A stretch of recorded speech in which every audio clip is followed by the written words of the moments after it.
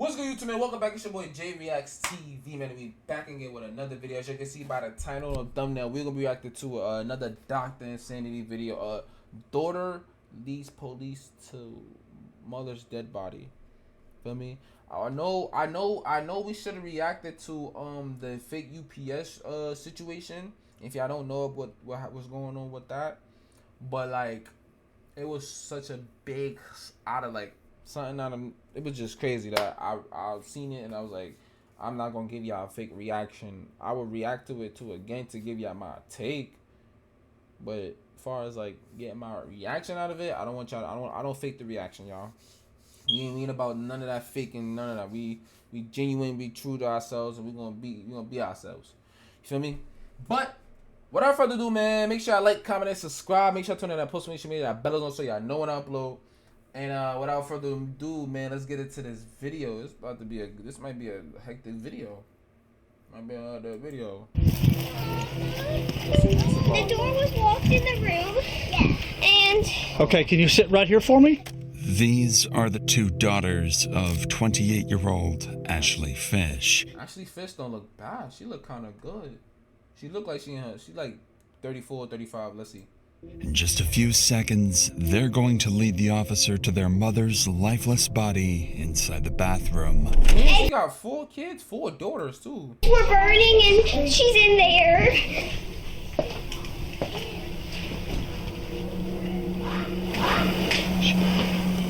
And as the oldest daughter bravely guides her siblings to safety, police are still unsure whether this was self-inflicted or if there's a killer on the loose. But they'd eventually discover that Ashley's killer is closer to home than anybody expected, pulling investigators into one of the most tragic domestic dispute cases the state of Louisiana has ever seen. Is she alive? No, she's not. They're young. Yeah. Which one's way worse?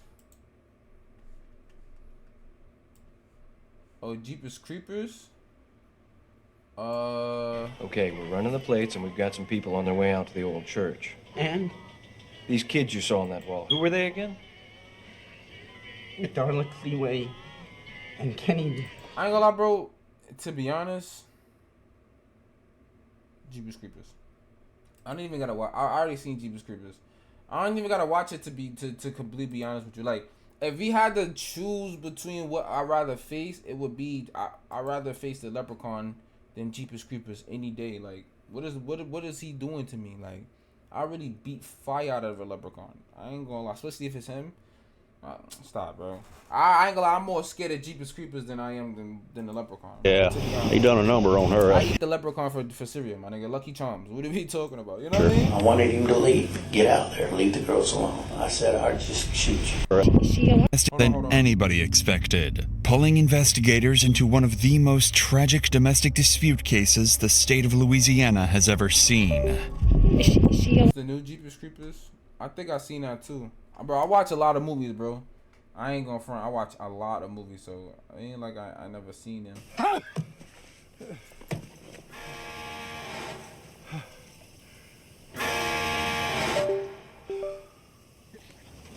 Take this!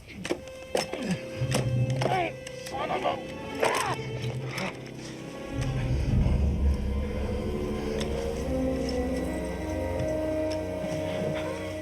Cover me! Davis! Get down!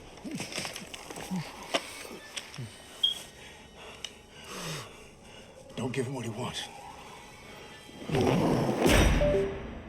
Swallow your fear. My nigga look like Don't get... Jeepers Creepers look like Freddy Krueger with a fucking leather mask on. it to him. You cover me as best you can. Then you haul your ass out of here. They can't get both of us if we split up. Split up? We both gotta take him, Danny. We need the firepower.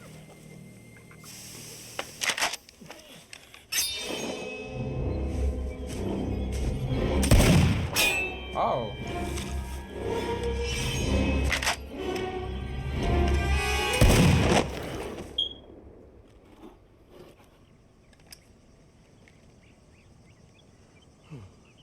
Shoot again, nigga. See, that's niggas' problems. That's niggas' problems. Shoot again. Doof. Doof. I'd have walked him down. Are you stupid? I'd have been like this. Boom! Boom! Boom! You would've, what? I'm not, you crazy? What? I'd have walked him down with the shotty. You stupid? That's a, bro, I ain't gonna lie, most guns, except for a sniper, is a walk. You can walk a nigga down with a gun. Most guns, you can walk a nigga down with it. Except for a sniper.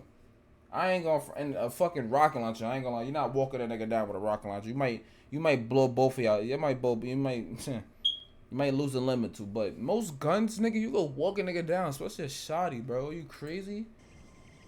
Especially a sword off. You got a sword off, that's a real walk down. See? It took too long. It took too long. Oh, nah, nigga got a shoot again. This nigga playing Naruto.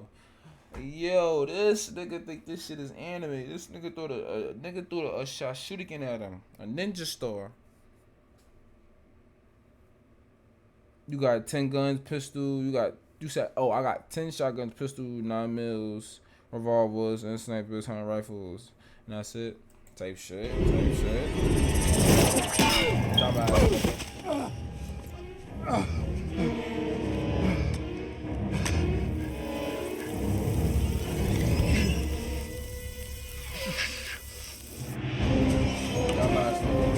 I ain't gonna lie, I'd have took the thing out. Matter of fact, I probably would have just kept it in there. And I'd have swung with him with the gun. Come in. Now you got your battle axe, I got my battle axe, nigga. And he got the revolver. This nigga is dumb.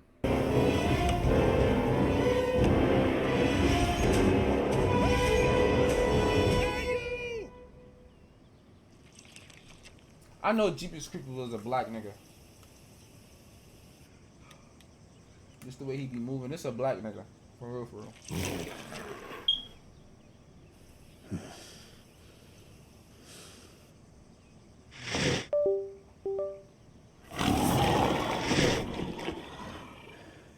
You said, hey. Davis! Get the hell out of here! Move!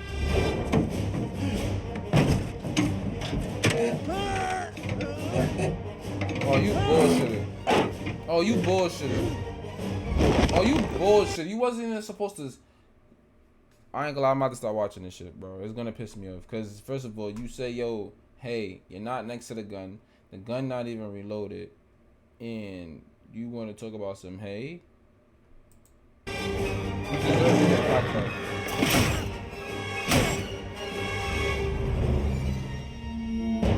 Oh, why he coming down like that? And what the? Huh?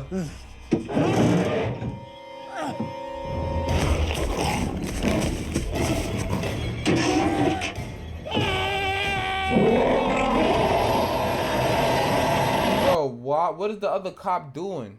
Shoot your fucking revolver.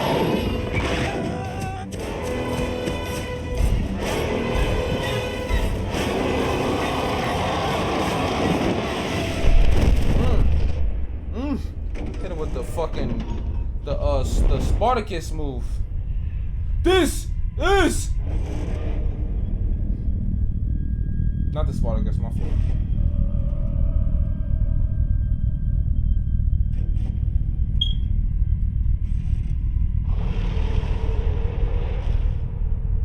That's how much.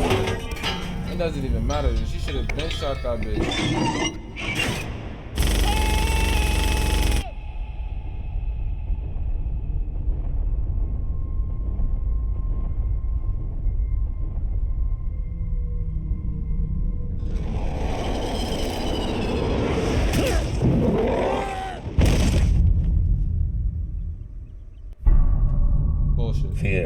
Bullshit. That shit pissed me off. Let's get back into this. For this should be an hour-long video, bro. What? No, she's not. Louisiana investigators into one of the most tragic domestic dispute cases the state of Louisiana has ever seen. Is she alive? No, she's not. They're young? Yeah, he done a number on her, that's for sure. I wanted him to leave. Get out there. Leave the girls alone. I said I'd just shoot you. I don't even know. Oh, what the? Oh yeah, this shit gotta get interesting. We've created a GoFundMe for these children, starting with a $10,000 donation of our own. If you'd like to help, more details are in the description. On a quiet April evening in the small city of DeRidder, Louisiana, police receive a terrifying 911 call. But what would shock the dispatcher is the eerie calmness of the caller. 911, where's your emergency? Hi, I need to report a crime. Hey, what's the address? 265 Northridge Drive in DeRidder, Louisiana. Stay on the line while I get through to please hold with us. Thank you. At this moment, the caller hangs up, leaving officers worried he might be in immediate danger. Officer Josh Stanford rushes to the reported address, unaware that he's only moments away from discovering a scene more disturbing than he could ever imagine.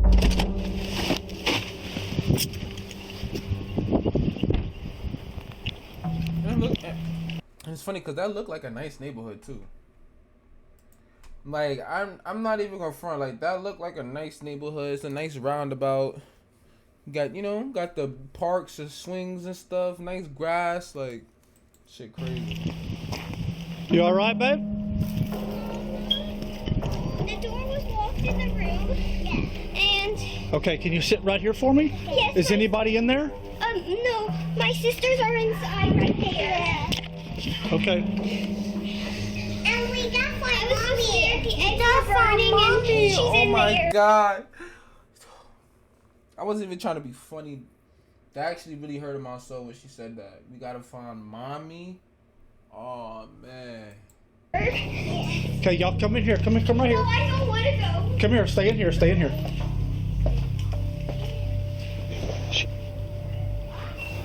254 City. We got a 10. The woman has a single bullet What is wound it? to A 10-7? Right? A 10-7? the right side of her head and Damn. appears to have been dead for some time. Yet the male caller Like a is mortar nowhere. setting. But they just said her mom was making eggs. So how long? And eggs don't take that long to burn up.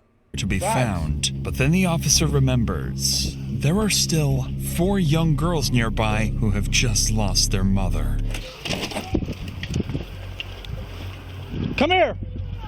Come here!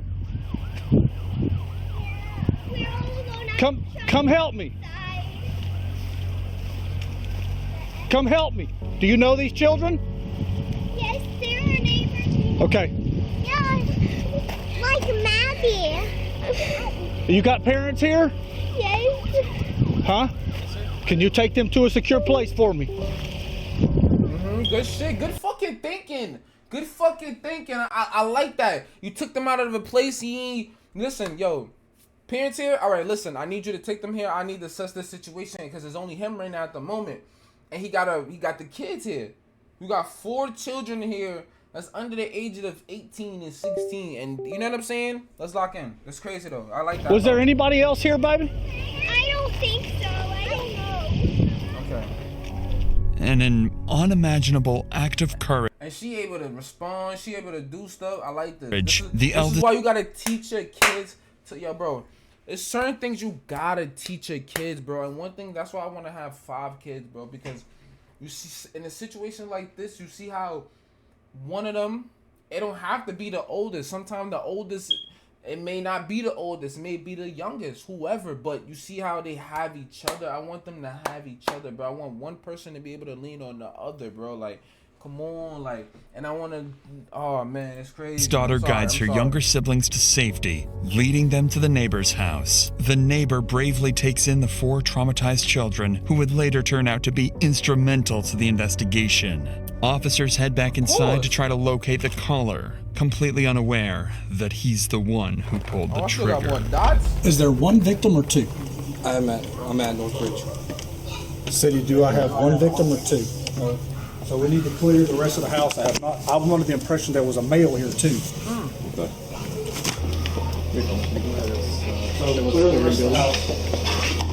City police! Hey. City police! Go right. Police department!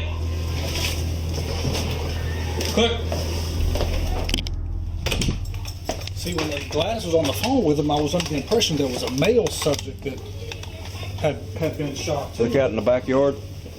Take the backyard. What's that? A smell? The eggs were burning. Are they cook? Oh, okay. Where's she at? She's in that bathroom. Oh, hell. Everything else clear? Everything else is clear. Yo, Jim, you still in here, yo? You ever had one of these situations like this? Like, you ever had one of these situations where you got a call and someone was 10-7? That's what it's called, right? 10-7? And, like, you ever had a situation like this? Like, this is crazy. Like, I want to know, like, this is crazy. Officers find no one else inside, leaving them still in the dark about who the caller really is. They'd further look into the victim's injuries and quickly realize was almost... I'm about to say, bro, it's a whole shit on a bathroom counter. What the fuck? no imminent struggle, leaving officers questioning whether the injuries may have been self-inflicted. But before anything else, they still need to identify the victim, and this is when the officer would make a devastating discovery, one that would turn this into a far more personal case. I didn't want to wait till you got here before I started trying to find an ID or anything. Let me... Hey, you want me to turn the stove off? Yes. Why y'all been and turn the stove off? What the fuck? Y'all niggas trying to blow up what in the crib? Like, y'all stupid. Ashley Fish. Nobody else. You said kids were in the house? They're across the street. Okay. Ashley Fish. I'm assuming young based off of what I'm seeing here. I went to school with her. Did you? Yeah. So she's from East Beauregard? Yeah. They moved away. She any kin to Josh Fish? No, I don't think so. She's your age though, or? Yeah. We graduated together, so we're about the same. Damn. Lead Detective Cooley immediately recognizes the name, 28-year-old Ashley Fish. He knew Ashley I'm gonna lie, you gonna remember the last name, somebody named Fish. I ain't gonna front. What's the word? as a DeRitter local, someone who married her high school sweetheart and had only recently moved back to Louisiana from Texas. Determined to find answers and uncover who murdered his friend, he turns to the neighbors for more information. Meanwhile, other officers begin reviewing neighborhood CCTV footage, searching for anyone who may have been at the house besides Ashley and the children. And they're about to discover that someone else was indeed inside. Someone who is already on the run. 9 out of 10 is the husband. Detective Cooley, Beauregard Sheriff's Office. Hey, Jeff Brown. Nice to meet you, sir. Yes, sir. Hey, y'all mind if I ask y'all a couple questions real quick? Yeah, you can ask me anything, but I really didn't see anything. The only one that saw anything was my son. Your son, the one that was mowing? He was mowing out here. Okay. What's your... Buddy, Detective Cooley. Nice to meet you. Heard you kind of saw some stuff, just a little bit. Not much, but you seen some, something happen next door? Well, I was just mowing the lawn, and then I saw, like, the car of the owner or whatever leave. Lining up with what the boys saw, another neighbor offers ring camera footage showing a black truck leaving Ashley's house just minutes before the 911 call. Desperate to learn who was driving that truck, officers turn to the next neighbor, unaware they're about to speak with the victim's best friend and is someone who knows exactly who the driver is. What's that? The girls are at my house. Can you tell us what's going on? It's not good. Is she alive? No, she's not. Was she shot? Yes. She was out here earlier when about 5 o'clock or so. I saw her out here. Everything seemed fine. There was a truck. She had a significant other. She was going through a divorce, and they're legally separated. But he was here. The black truck was here. Yes, ma'am. Do you think he shot her? Well, I can't tell you a whole lot. I got it. So as long as the children... Yo, nosy. Fucking nosy. Like, you shot her? Because she just want to know so she could just tell everybody. That's all she want to know. She's sad, probably. Maybe. I don't know. But she definitely want to run them fucking lips. Are safe with you for now. We'll take care of it from As far there. as I know, her. Gosh, I'm assuming that it was Tyler was the person that was here. I don't know if that was his truck. He usually drives a black truck. And then her husband's name is John Fish. She would go on to identify their main suspect as 34-year-old Tyler Durachowski, Ashley's new boyfriend. Detectives immediately begin digging into his history, gathering anything they can find, and working to locate him as quickly as possible. But just as they're about to begin the manhunt, another 911 call comes in, and it's from the killer himself. Hi, I need to turn myself in to the police. Okay. I don't know how to do this. Are you wanted? Do you have an active warrant? No, I just committed a crime. Okay, what crime did you commit? I shot somebody. Okay, where are you located? I'm at Burke's Outlet in DeRitter. I'm in the parking lot, and I just am going to wait here to get picked up. Okay, who did you shoot? A woman. Okay, what is her name? Ashley Fish. Officers rush to the address he gave, an empty parking lot. Still baffled as to why he confessed and why it took him so long to come forward. Knowing he likely killed a woman in front of her children, they brace themselves, fully expecting anything to go wrong at any moment, or even an ambush. The suspect is going to be in Burke's parking lot. But they got that gun on him. They ain't playing, nigga. You just shot somebody. Okay, so the easiest way to do this is sit down on your butt and just turn your legs in, okay? Understood.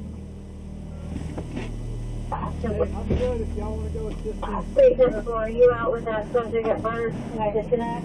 With the main suspect arrested, officers have no idea the investigation is moments away from taking another unexpected turn. When they search his vehicle, they find no weapons, but they do find multiple prescription drugs, vials of testosterone, and syringes. To their surprise, drugs, vials of testosterone, and syringes. To their surprise, Tyler seems unusually calm for someone who just took a life, and it would quickly become obvious that this calm, controlled demeanor is part of a plan to get away with murder. If you're still comfortable talking to me, can you tell me a little bit about what happened? Okay. This woman and I got in an altercation last night. Things were kind of falling out between the two of us, just relationally, and I was getting... They look like a cute couple, man. They look like a good couple, man. It's crazy. Ready to move back to Oregon. So she pulled out, she had a gun in her drawer. She loaded it and was pointing it at me. And we started fighting and it went off.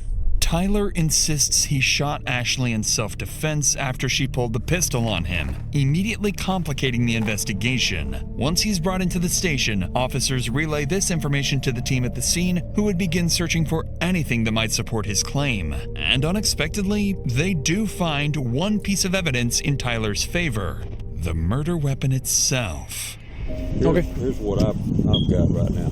I know you got a lot of information coming in. Cameron has got the suspect, Tyler Grabowski, over at Park Terrace.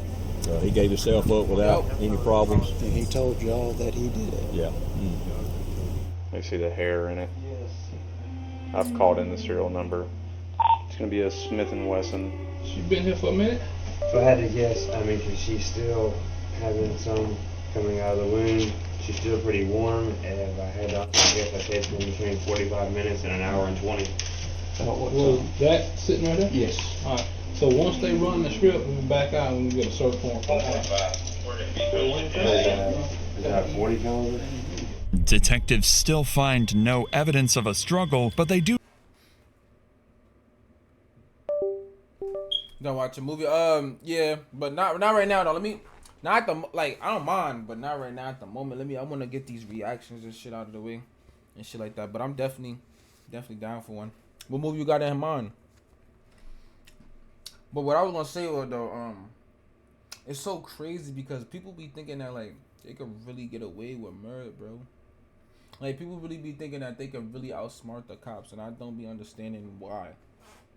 Like yeah, you got a few niggas that did, but you know what I'm saying? Like shit crazy. discovers something video? unexpected. After running the gun's serial number, it comes Check it back out. not to Tyler, but to Ashley herself, meaning his version of events may not be entirely false. And with that, investigators begin to grasp just how little physical evidence actually ties Tyler to the shooting. They then finish processing the scene, send Ashley's body for autopsy, and her phone for forensic examiners to be unlocked. Shortly afterwards, the grandparents arrive at the scene to pick up the 4 traumatized children into their care. It's at this point that it becomes clear. The oldest daughter witnessed something she will wish she never had. Of course. I've got some grapes and some strawberries. Yummy. Yummy. Are y'all hungry? The one you want to talk to is Riley. But yeah, she supposedly told my wife that she saw something and she didn't want to talk about it. I know. Hey, my babies. Hey. Papa. Papa. Hey, baby. Here, I'm going to pick you up. Bye, Alexis. This brings a small sense of relief to the officers, knowing the children are finally away from the horrors inside. No, but thanks. now comes the most difficult part. Calling thanks. Ashley's ex-husband, John, and informing him that she is dead. Lead Detective Cooley asks John to come to the station for questioning as soon as possible. And while Tyler anxiously waits for his chance to speak, detectives make a deliberate decision to start with John instead. But the longer Tyler waits, the more agitated he becomes. It's all a plan. It's all a plan. They already know what they're doing. They had the AC running. Shit booming in there, freezing like a motherfucker, and they'll wait. They'll take their time with you, bro. They'll take hours just to talk to you. And mind you, they fiending to talk to you. They fiending to figure out what's going on and all of that, but they want to play. That's their whole motive. That's their whole game. And by the time they will finally sit down with him, he will snap. I've never had someone do that to me. I've never had someone get that mad at me that they load a f***ing weapon. 1 hour after Ashley's deceased body was discovered, John arrives at the station. John explains that he and Ashley were together for over a decade. They had their first child young and went on to raise 4 beautiful daughters. For the detective, one question matters most. What does John think of Tyler? Is he capable of hurting Ashley, or was he simply in the wrong place at the wrong time? But before that, something else weighs heavily on John. He still has to explain. I ain't gonna lie, if I was John, I'd be mad. I'm gonna be honest with you, I'd be hurt someone killed my ex-wife. Feel me? I'd be mad somebody hurt my ex. I ain't gonna front. She called me right now, text me right now, yo, this nigga that I just did some wild shit, Might have to pop a nigga. Might have to break a nigga up. Niggas really be pussy, I ain't gonna front. I ain't gonna lie, niggas really be pussy. I ain't gonna lie, niggas don't got hands. Niggas do not know how to fight. Niggas really soft. I ain't gonna front. I really beat a nigga up. I ain't gonna front. I would really break a nigga neck. I ain't gonna front. Like dead ass, like on some real shit. But that's here and there.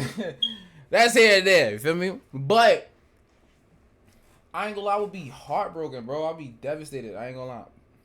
I'd be sad.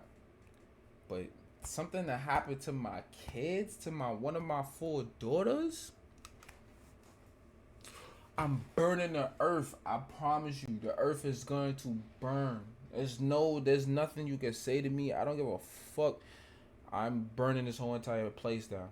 I promise you. To his daughters why they will never hear their mother's voice again. Burn the whole entire earth. I'm gonna scorch this shit. I just want to let them know that she's no longer with us. Mom's no longer with us, you know. She's an angel now. Yeah. The 6-year-old and the 4-year-old, they don't really know. They're kind of like, oh, she's an angel. They're going to talk a little bit about it, and they're more concerned about how she's flying and everything, you know. Right. That shit hurting her. I don't know what she's seen or not, but that's got me real bent out of shape, you know. On that devastating note, the detective would shift the conversation to the final moments leading up to Ashley's death. Tragically, Ashley seemed to sense that Tyler might harm her, and just moments before she died, she would make her final cry for help.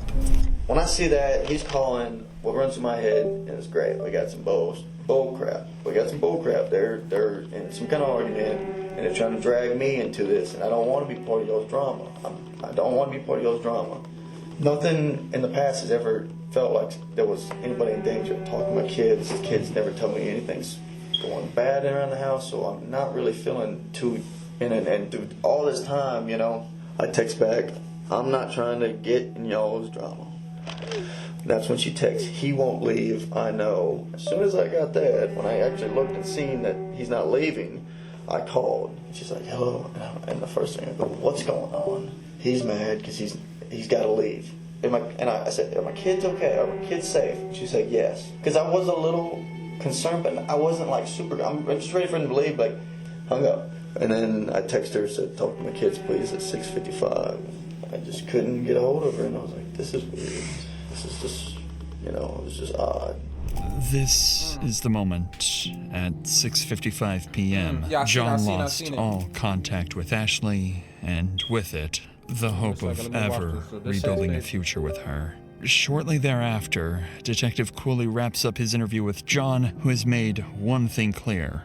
Ashley was a loving mother, incapable of harming anyone, and she deserves justice.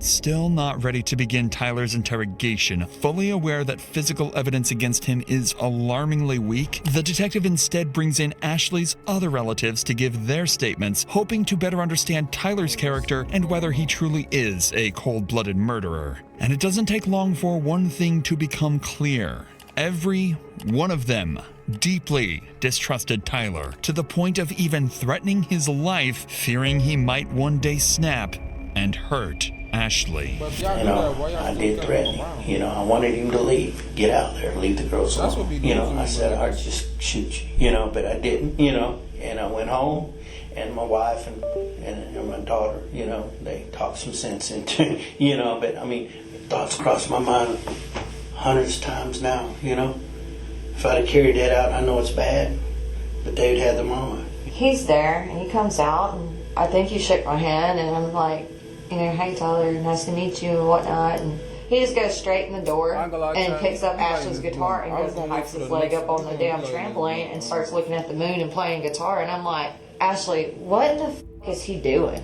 Can we just go inside? I don't want to hear this prick playing or something. You know, just something. He stops and he come over there to pull us apart. And I just rear back and punched him in the side of the head. And I had told her, he needs to go. You know, you need to get this done and get it done. Get him on the road. You know, last couple of weeks she told me she hadn't made her decision. He did have to go, and this time it was for good. She said, I will be alone. And then this. I wonder if that's how niggas felt about me. Like, that's how niggas felt about me. Like, niggas was like, yo, nah, that nigga gotta go. Like, you gotta get rid of this nigga. Nah, that's how niggas probably really felt about me. Like.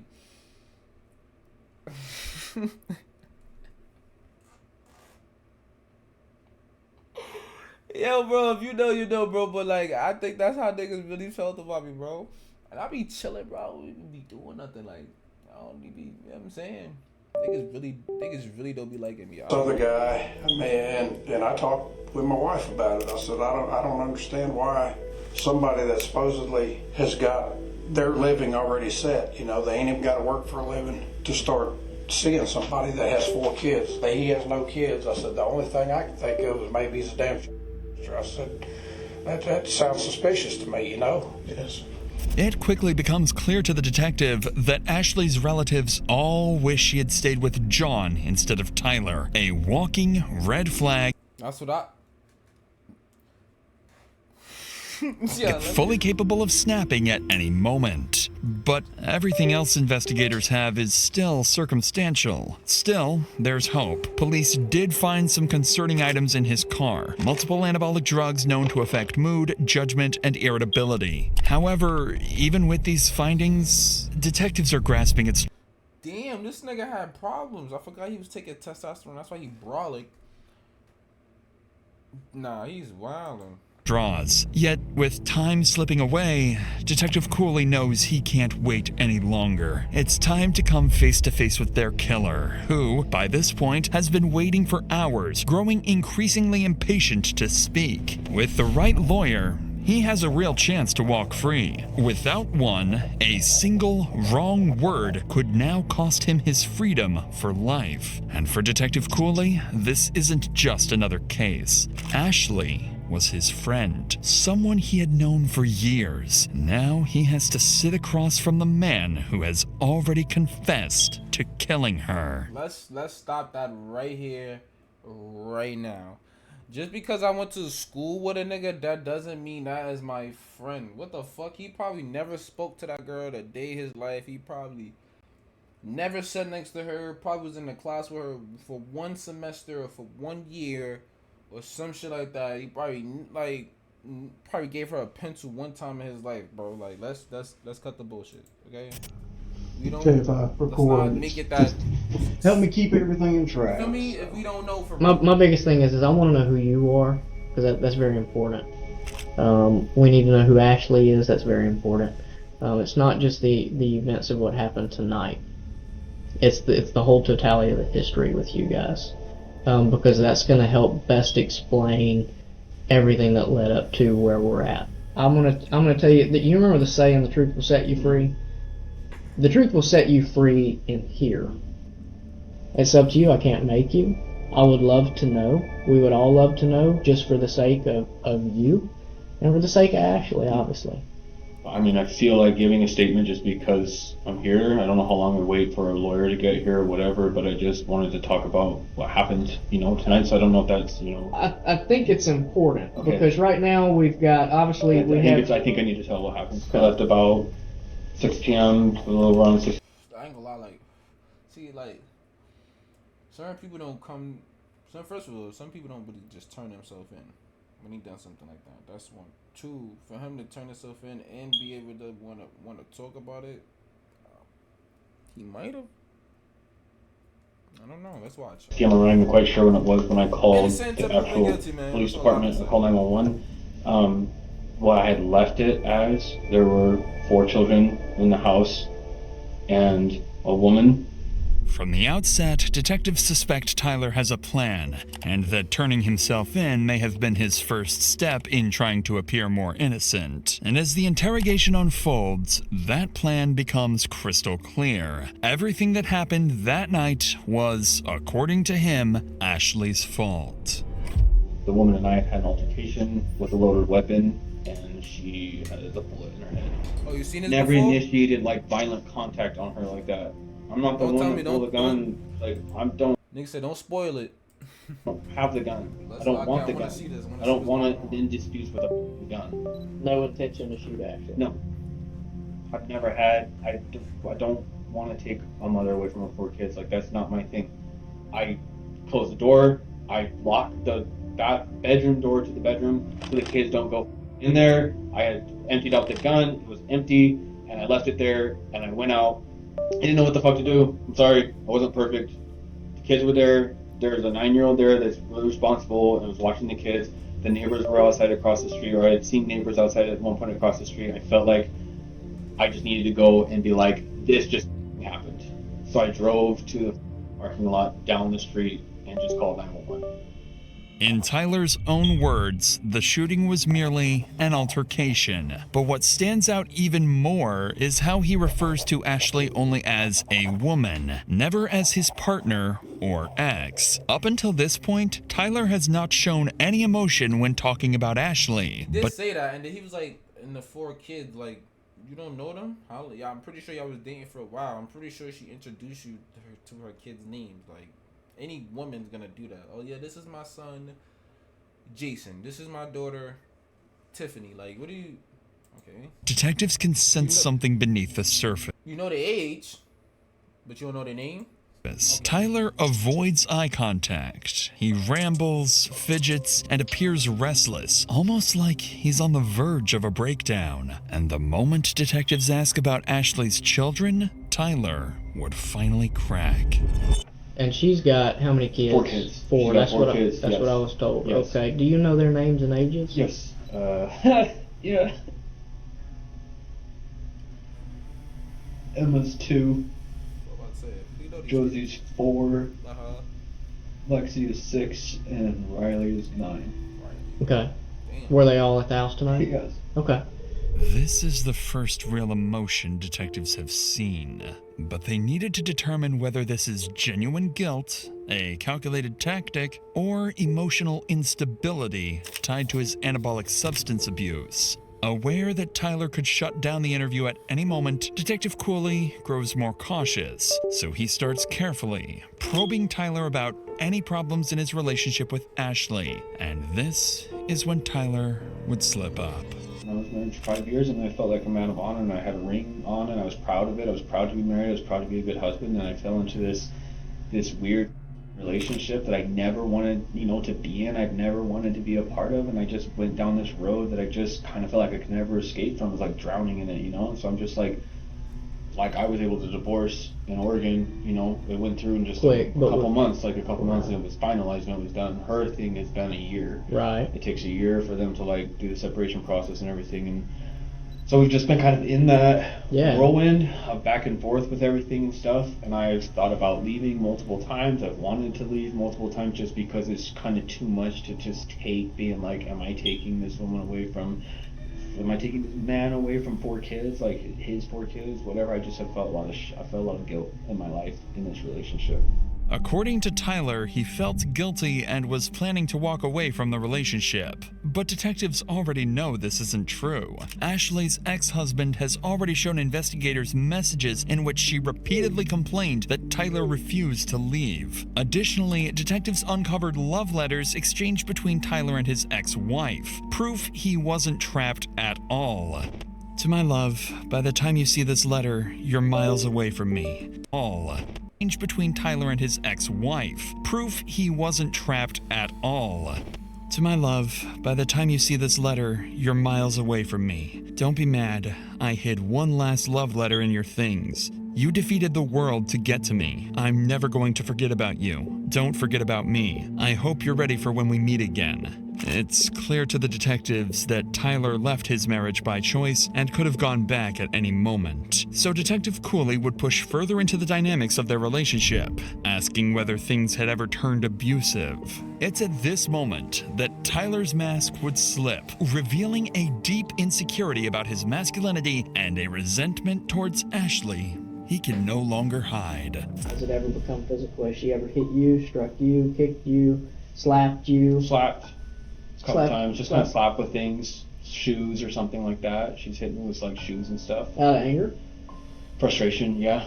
She hit you hard? I mean, just I don't want to sound like a she just slapped me with with her slippers. We're talking about it's kind of like that across when she was mad about something, yeah. Okay, so, the way I picture is if my wife's agitated with me or aggravated with me, she pops me with something. Yeah. Are we saying something like that, or are we saying she aggressively No, pops you with something. I'm saying middle ground of that, just kind of pissed about something, but just that's how she's reacting to it.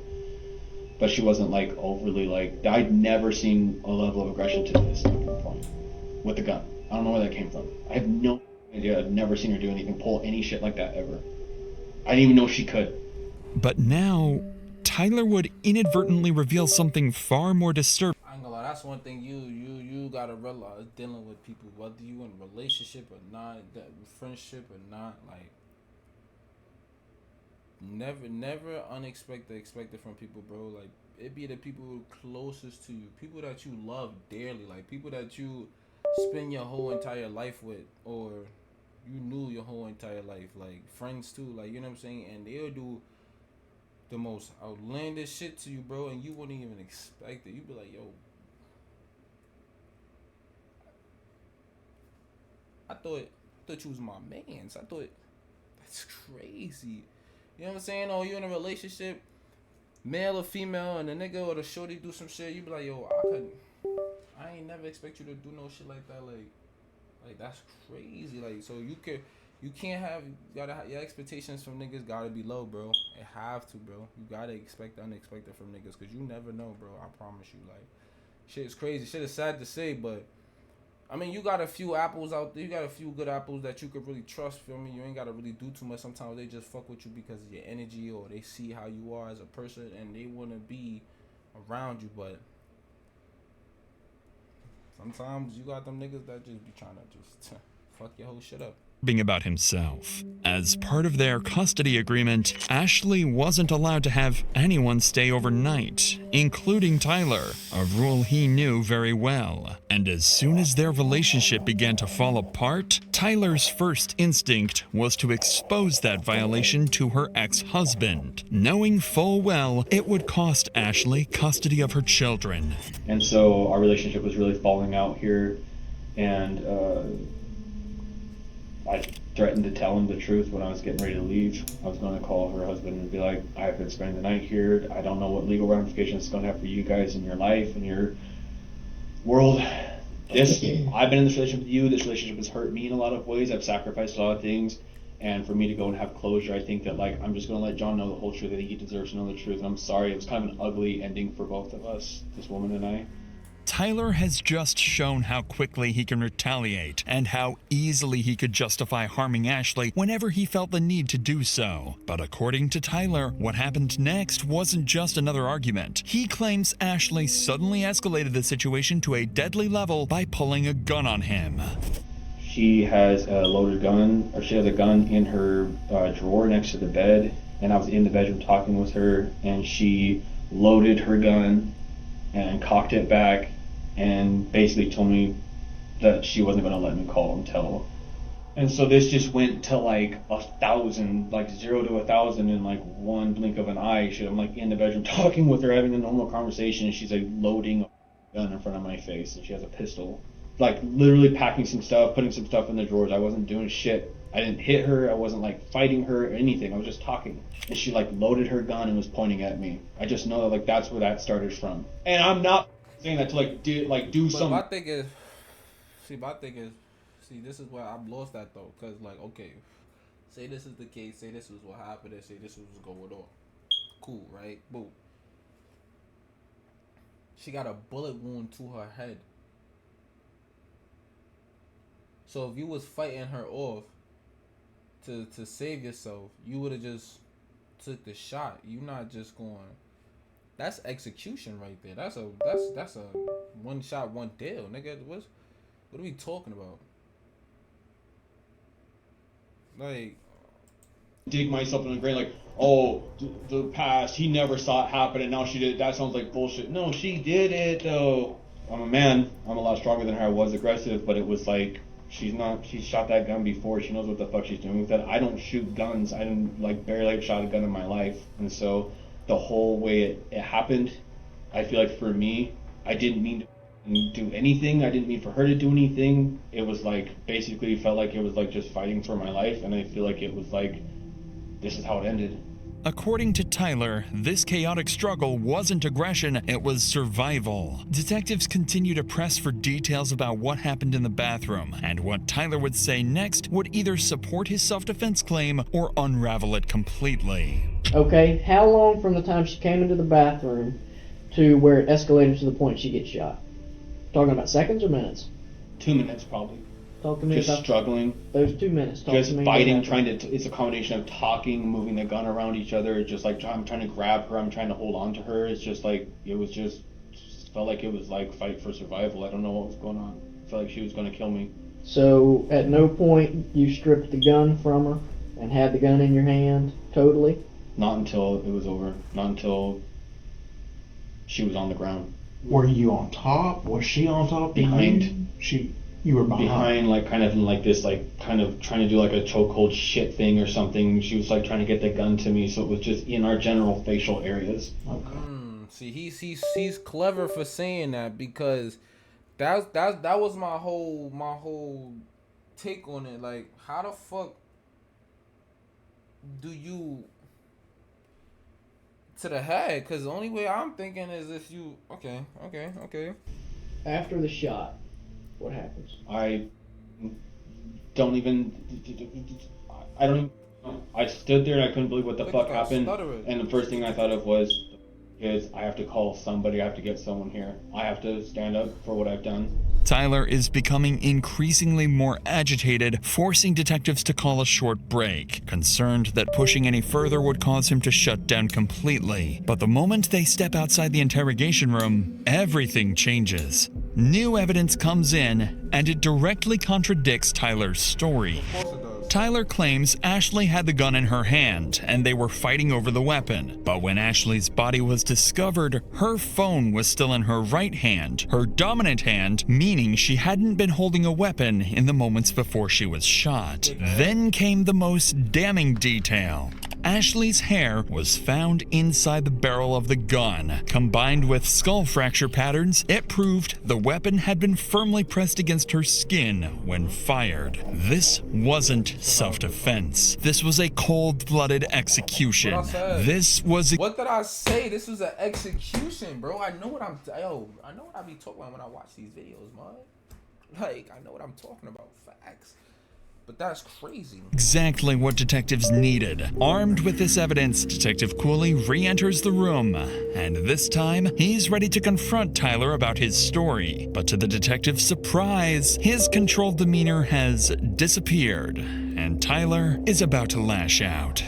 Well, do you feel like it probably just got out of hand? Yes, I think our whole relationship was out of hand, and I think that I've never had someone do that to me. I've never had someone get that mad at me that they load a weapon in their house. The kids were asleep. It was 2 nights ago, and she cocks it back, and she's standing there like all cocky, looking at me like she's gonna, like she knows what she's gonna do with it. I mean, why not? If this lady's got a gun, why not just get the hell out of there? Because she had never done anything like this before. The other night, 2 nights ago, I don't even know why I let that go. I should have left the house. I guess, is it fair to like say I was afraid for my life though? Yes. Like, is that fair to say that? I mean, I feel like the cop out there was like, "You're a big dude," and I feel like it's not fair if it's like, "You look like you can handle yourself. You could have just like punched her in the face or like kicked her or something or like done something." And I'm like, I don't know, man. One bullet goes off and you're fucked. Yeah. So I just felt like it was like, for me, it's not about that. That's right. It's about it was a fight for literally like I don't know what the fuck she's gonna do. She threatened me that night, so now I'm just like, I don't even know. It just feels like it was an accident. I didn't try to murder anybody. I didn't try to kill anyone. I don't know how. I don't know what happened. I don't know. I worked in the medical field, and I know that it's not good. I know that. Tyler's This nigga's bullshit. words no longer sound like the frustration of a man defending himself. They sound like hostility towards someone he blames for everything that happened. But this is when Tyler would start to realize he isn't coming across the way he hoped. And when detectives press a little harder, they're about to make their biggest mistake, pushing Tyler to shut down completely. We're still missing some things that I feel that you're kind of rushing through, and I think it processing today. I just want to feel like I'm like someone's like on like kind of listen like on my side. On your side, right? No, but I'm not trying to. I get what you're saying. I know I've seen this in the movies. I know what I'm trying to do. Like it's like the more I tell now, it's like the better it looks. Like the more I just tell now, it's like. But I'm getting to that place where it's like we're at like the heart of everything that happened. I'm trying to be really careful with like. If I fuck up or if I say something stupid, I don't know what, the more I talk, I feel like the more it's like gonna look like, oh man, dude, I'm trying to explain the best I can of what happened. Right now, the whole world, if they know what just happened, is probably like, that guy's a piece of shit. So I'm like, feel really alone where I like don't have anyone. This nigga's chatting right now, bro. I ain't even gonna lie to y'all, chat. This nigga's chatting. He's not He's here, just no saying one's here. anything. I understand. He's just I understand. really babbling, mumbling. Ashley's not here either, and I'm trying to process that shit right now. But what we're going to do is we're going to refrain from any more questions. Understood. If you feel compelled to re-engage or say anything, you are more than welcome. You know, I appreciate you guys being patient with me. I know you guys got to do this with people and stuff, and I'm not trying to tell you guys I don't want your counsel and I don't want to tell more and more and more. I just feel like I'm at that point looking at that piece of paper, what I told you. I want to be able to tell someone that's like, I'm kind of like sitting here going like, I hear what you're saying, maybe don't say anything, maybe some counsel. I know you guys are I'm about to skip counseling right now and I'm appreciating it, but I need someone else that just feels like it's like does this, man? It's at this point that Tyler refuses to answer any more questions until his lawyer arrives. But with the evidence stacked against him, Tyler would ultimately be charged with second-degree murder and 4 counts of child abandonment. He would go to trial maintaining that he acted in self-defense, but the state's case would be overwhelming. Tyler would be found guilty on all charges and sentenced to life in prison with no chance of parole. Thank you for watching and supporting our team. To help the 4 children affected by this tragic case, we've set up a GoFundMe and began with a $10,000 donation from the Dr. Insanity Like, why is it fucking doing this right now? I hate when it does this. team. The funds will primarily go towards therapy and Yo, make sure y'all go to the link in the description box down below. Make sure y'all go send somebody to the GoFundMe. I'm gonna send somebody. I ain't gonna front chat because that shit is crazy, man. Ooh, shit. Ooh. Fuck. Ooh. I had to stretch, man. Been in this shit for 3 hours. It's crazy. Anyways, make sure y'all like, comment, and subscribe. Make sure y'all turn on that post. Make sure that bell is on so y'all know when I upload. I ain't gonna lie, this is a crazy story, man. This is why you gotta be careful who you let inside your house. This is why you gotta be careful who you let around your kids. And sometimes, bro, like, if it's a red flag, if you see some red flags, bro, and they not fixing it, because people could change, and they not willing to change, you gotta hit the door. Sometimes you gotta pack niggas up, man. Sometimes you gotta pack niggas up. But, I love y'all. And make sure y'all like, comment, and subscribe if I haven't already said that. Make sure y'all go in the link in the description box down. Make sure y'all go check out all my social medias, Twitch, TikTok, Instagram, Facebook, Reddit, Discord, everything. I'm on everything. If y'all want to catch me live, you know what I'm saying, go to the Twitch. Make sure y'all sub up. Make sure y'all hit that follow. And without further ado, maybe out. Peace.